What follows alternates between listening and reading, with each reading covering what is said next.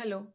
आज का जो टॉपिक है वो बहुत ही इम्पोर्टेंट टॉपिक है। आज हम डिस्कस करने वाले हैं बच्चों की मेंटल हेल्थ और ऐसे कुछ लक्षण जो कि बताते हैं कि बच्चों की मेंटल हेल्थ बिगड़ रही है। और ये इनिशियल स्टेजेस जनरली होती हैं।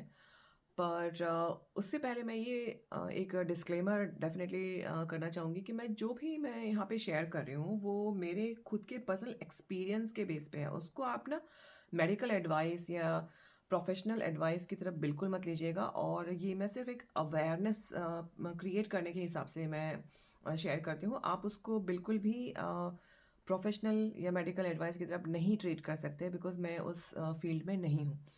ठीक है, तो ये एक डिस्क्लेमर डालना बहुत ज़रूरी था। अब आज हम जो डिस्कस करने वाले हैं वो है कि मेंटल हेल्थ और उसकी जो बिगड़ती हुई मेंटल हेल्थ के कुछ लक्षण होते हैं। कोई भी प्रॉब्लम जो होता है ना वो एकदम से अचानक से नहीं आ जाता है, वो ना धीरे-धीरे करके आते हैं। नहीं, छोटा-छोटा आज ये प्रॉब्लम हुआ, फिर कल ये, कल वो, ऐसे करते-करते फिर एक पर्टिकुलर पॉइंट पे जाके पता चलता है बहुत बड़ा हो गया। तो ऐसा नहीं होता है कि बस इतना ही बस एक कुछ प्रॉब्लम हो गया और सब कुछ खराब हो गया। एक्चुअली उसके छोटे-छोटे से कुछ लक्षण होते हैं जो हमें देखने होते हैं। अगर हम अवेयर हैं तो हम बहुत जल्दी उसको कैच कर सकते हैं और बच्चों को बचा भी सकते हैं बहुत बड़े प्रॉब्लम में फँसने से। तो पहला जो है लक्षण, वो ये है कि बच्चे का मूड अचानक से बहुत ज़्यादा चेंज हो जाना। यानी कि बच्चा एकदम हैप्पी है और उसका जो स्वभाव है, हमें पता होता है हमारे बच्चों का स्वभाव।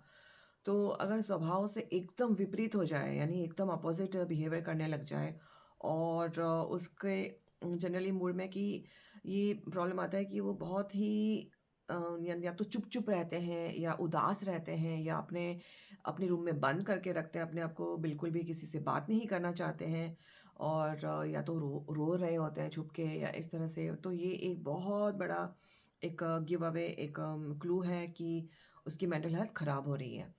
ठीक है? और इसमें कई बार हम ये भी होता है कि जैसे बच्चों का जब प्यूबर्टी में एंटर करते हैं तो उनमें थोड़े से तो ऐसे बदलाव आते हैं, जिनमें उनका मूड भी चेंज होता है, वो सब भी होता है। लेकिन हर हर एक चीज़ को ऐसे नहीं हम काउंट कर सकते कि मेंटल हेल्थ इश्यू ही होगा। लेकिन अगर परसिस्टेंटली यानी आज भी मूड खराब है, कल भी खराब है, परसों भी खराब है और ऐसे रोज़-रोज़ होते हुए काफ़ी दिन हो गए हैं, तो फिर तब आपको देखना पड़ेगा बिकॉज़ ये कुछ अंडरलाइंग कुछ प्रॉब्लम है जो कि नीड्स एड्रेसिंग, यानी उसको हमें देखना पड़ेगा। सो उसी से रिलेटेड दूसरा लक्षण ये होता है कि बच्चे जो है उनकी नींद में काफ़ी गड़बड़ होती है। या तो बच्चा बहुत ज़्यादा सो रहा है या तो सो ही नहीं रहा है। जैसे आप कई बार आप देखोगे उनकी आँखें लाल हैं, दैट मीन्स कि बच्चे रात को सोए नहीं हैं या तो रो रहे थे या कुछ ऐसा इश्यू है। तो ये एक गिव अवे क्लू है। दूसरा, या तो बहुत ज़्यादा सो रहे हैं। अब इसमें क्या होता है ना कि जो भी अगर बहुत डिप्रेशन जैसा फ़ील हो रहा है तो इंसान उठना नहीं चाहता। उसे लगता है यार अब ना ये बहुत ज़्यादा है मेरे लिए, तो मैं इससे अच्छा तो मैं एस्केप कर जाता हूँ और मैं बस सोता ही रहता हूँ ताकि मुझे ये फ़ेस ना करना पड़े, जो भी प्रॉब्लम आ रही है उसको। तो ये 2 एकदम अपोज़िट दिखने वाले हैं, लेकिन ये एक भी क्लू है। अगेन जैसे कभी बच्चे ज़्यादा भी सोते हैं, कभी कम भी सोते हैं, लेकिन अगर बहुत पर्सिस्टेंटली हो रहा है तो वो फिर आपको देखना पड़ेगा कि ये रोज़-रोज़ ऐसा क्यों हो रहा है एंड कहीं कुछ और तो नहीं है प्रॉब्लम। और एक बात और ऐड करना करना चाहूँगी कि जनरली 2-3 प्रॉब्लम्स एक साथ आपको नज़र आएँगी, जैसे कि मूड भी ख़राब है या ज़्यादा या कम भी सो रहे हैं एंड और भी जो मैं बताऊँगी उसमें काफ़ी कुछ मैच भी करेगा। सो तीसरा जो पॉइंट है वो ये है कि बच्चों की एपेटाइट एकदम से चेंज हो जाती है। जैसे कि बहुत ज़्यादा खाने लग जाते हैं या बिल्कुल उनको खाने में इंटरेस्ट ही नहीं होता है। अब यहाँ पे जो खाने में इंटरेस्ट नहीं होता है वो ज़्यादा एक्चुअली वरिंग है बिकॉज़ इन जनरल बच्चों का जैसे टीनेज है, जो जनरली ये सब प्रॉब्लम टीनेज में ज़्यादा देखे गए हैं। हालाँकि यंग बच्चे भी आजकल उसमें कोई एग्ज़ेम्प्ट नहीं है। वो भी फेस कर ही रहे हैं ये सब इश्यूज़। तो अगर टीनेज बच्चा है और उसका एपेटाइट जनरली बढ़ता है, तो अगर ये केस है तो उसको भी आपको ऐसे सोचना पड़ेगा कि ये वाला केस एज अप्रोप्रिएट है या जैसे मैंने कहा कि दूसरे भी इश्यूज़ उसमें जुड़े हुए हैं या नहीं, ये फिर से सोचना पड़ेगा।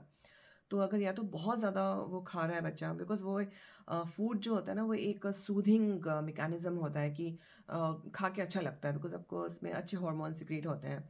सो वो एक कोपिंग मैकेनिज़्म की तरह फूड को यूज़ कर रहा है, तो आपको देखना पड़ेगा कि कोई मेंटल हेल्थ का कोई और या प्रॉब्लम तो नहीं है।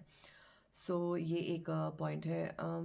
चौथा पॉइंट ये है कि या तो बच्चे जो है ना बहुत एग्रेसिव हो जाते हैं, किसी किसी के प्रति, या तो जैसे कोई कोई इंसान है उसको देख के वो एग्रेसिव हो रहा है, या कुछ आप बात कर रहे हो सडनली एकदम एकदम एक्सप्लोसिव एंगर जिसको कहते हैं कि बहुत ज़्यादा जैसे कि वो बिहेवियर में एकदम से बदलाव आना, तो वो भी एक लक्षण है कि जिसमें कि वो अपने आप को कंट्रोल नहीं कर पा रहे हैं और उनको मेंटल हेल्थ का कुछ इश्यू हो रहा है। और पांचवा जो पॉइंट है वो है कि सेल्फ हार्म, यानी अपने आप को हार्म करते हैं। जैसे कि अगर आपको लगता है कि अगर बच्चा अपने आप को कुछ जैसे काट रहा है या बर्न कर रहा है या किसी, ये बहुत एक्चुअली सीरियस मैटर है और उसको डेफिनेटली आपको एड्रेस करना पड़ेगा। तो अगर ऐसा कुछ हो रहा है तो you need to go and visit your health care professional, और डेफिनेटली आप उसको मदद लीजिए और देखिए कि कोई ज़्यादा बड़ा सीरियस इश्यू तो नहीं है। सो ये आज 5 पॉइंट्स थे जो मुझे लगा आज मुझे बहुत बताना ज़रूरी है। तो अगर आपको ऐसा लग रहा है कि कोई प्रॉब्लम है, so definitely go seek advice, and मैं तो ये कहूँगी कि it's our responsibility to protect अपना बच्चों को, हमको प्रोटेक्ट करना पड़ेगा। And just be very mindful about the behaviors and all these things. And until next time, be mindful, be watchful, and happy parenting.